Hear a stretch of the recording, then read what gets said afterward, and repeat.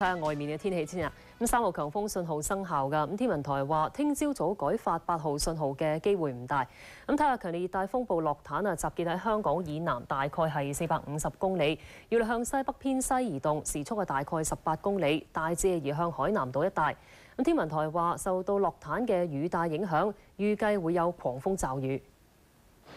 除非洛坦採取啲較為偏北嘅途徑移動，又或者顯著增強啦，否則咧其實聽朝需要發出8號烈風或者暴風信號嘅機會係不大嘅。林子豪咧而家就喺尖沙咀㗎，係天氣有冇轉差到呢？